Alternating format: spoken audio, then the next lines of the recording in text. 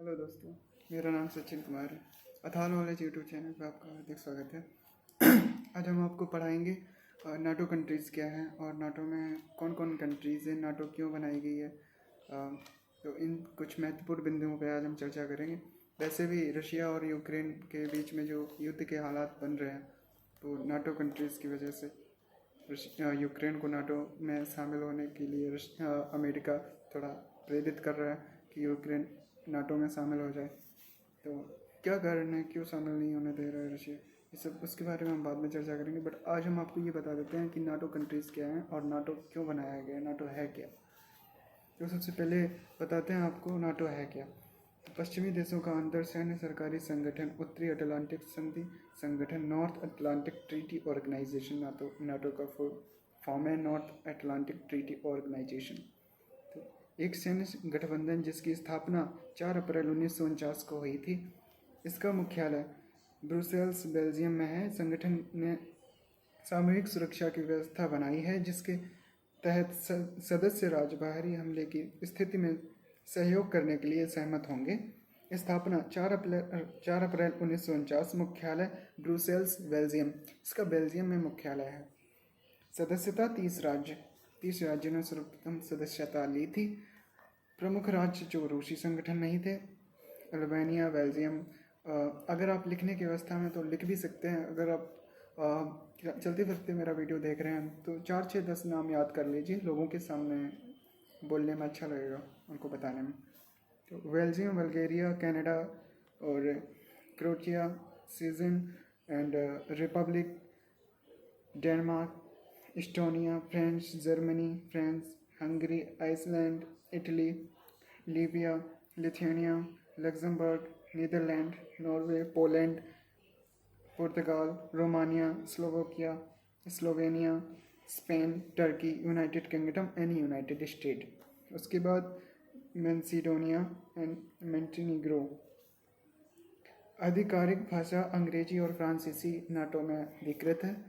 महासचिव, नाटो का महासचिव बहुत ज़रूरी पॉइंट है ये। नाटो का महासचिव कौन है, इसको जान लिया तो अच्छा रहेगा, बहुत अच्छा रहेगा लोगों को बताने में और आगे पढ़ाई में भी काम आता है।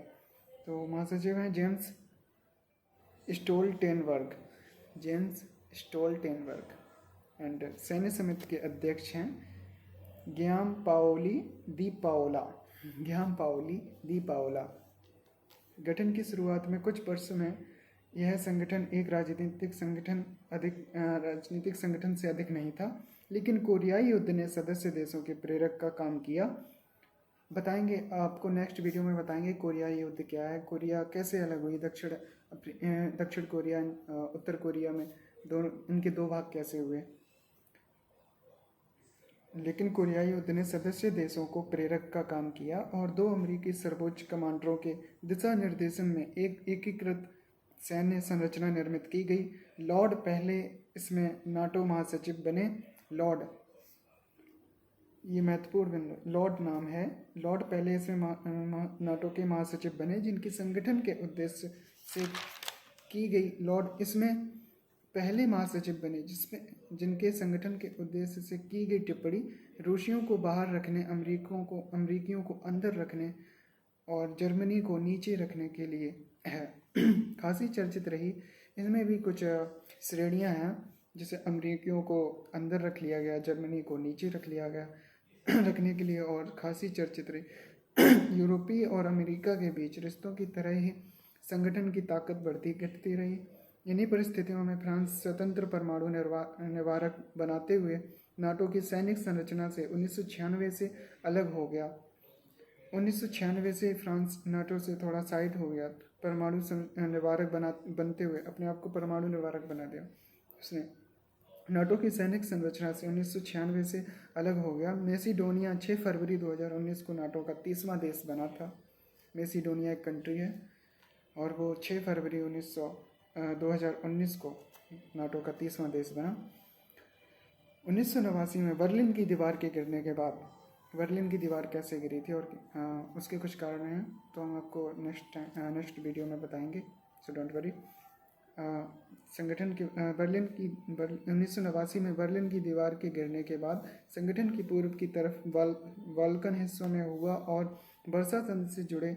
वर्षाई संधि एक है वर्ल्ड वॉर सेकेंड के बाद की, हम आपको बताएंगे। वर्ल्ड वॉर सेकेंड जब हुआ था तो वर्षाई संधि हुई थी, वर्ल्ड वॉर फर्स्ट के बाद वर्षाई संधि हुई थी, सॉरी हाँ। वर्षा संधि के जुड़े हुए अनेक देश 1999 में और 2004 में इस गठबंधन में शामिल हुए।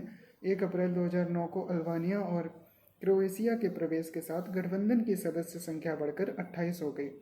संयुक्त राज्य अमेरिका में 11 सितंबर 2009 आतंकवादी हमलों के बाद नाटो नई चुनौतियों का सामना करने के लिए नए सिरे से तैयारी कर रहा है। जब अमेरिका में 11 सितंबर 2009 को आतंकवादी हमला हुआ था, इसके बाद नाटो एक्टिव हो गया था। उन्होंने सोचा था कि अब हमें खुद के पैरों पे खड़ा होना चाहिए, कोई भी कंट्रीज जब हमला करे ताकि हम मिल के साथ दे सकें एक दूसरे का और उसको मुंह तोड़ जवाब दे सकें। तो चुनौतियों का सामना करने के लिए नए सिरे से तैयारी कर रहा है, जिसके तहत अफगानिस्तान में सैनिकों की और इराक में प्रशिक्षकों की तैनाती की गई। बर्लिन प्लस समझौता नाटो और यूरोपीय संघ के बीच 16 दिसंबर 2002 को बनाया एक पैकेज है जिसमें यूरोपीय संघ की किसी अंतर्राष्ट्रीय विवाद की स्थिति में कार्रवाई के लिए नाटो परिसंपत्तियों का उपयोग करने की छूट दी गई, बशर्ते नाटो इस दिशा में कोई कार्रवाई न करना चाहता हो। नाटो के सभी सदस्यों की संयुक्त सैन्य खर्च दुनिया की रक्षा व्यय का 70% से अधिक है, जिनका संयुक्त राज्य अमेरिका अकेले दुनिया का कुल सैन्य खर्च का आधा हिस्सा खर्च करता है। ये बहुत ज़रूरी बिंदु है, बहुत ज़रूरी पॉइंट है कि नाटो कंट्रीज़ का जो 70% से दुनिया की रक्षा का व्यय जो होता है, दुनिया की रक्षा व्यय का 70% से अधिक, जिनका संयुक्त राज्य अमेरिका अकेले दुनिया का कुल सैन्य खर्च का आधा हिस्सा खर्च करता है, और ब्रिटेन, फ्रांस, जर्मनी और इटली 15% खर्च करते हैं। बाकी जो 15% है वो बाकी कंट्रीज़ करते हैं। नाटो मुख्यालय कहाँ है, नेक्स्ट वीडियो में आपको बताएंगे। और इनकी संरचना 4 बिंदुओं से मिलकर हुई है। वो कौन कौन से बिंदु हैं हम आपको नेक्स्ट वीडियो में बताएंगे, ताकि आपको बोरिंग ना लगे ज़्यादा देर क्लास लेने में। शुक्रिया दोस्तों। अगर थोड़ा सा भी पसंद आया हो प्लीज़ लाइक एंड सब्सक्राइब करें, दोस्तों को भी शेयर करें।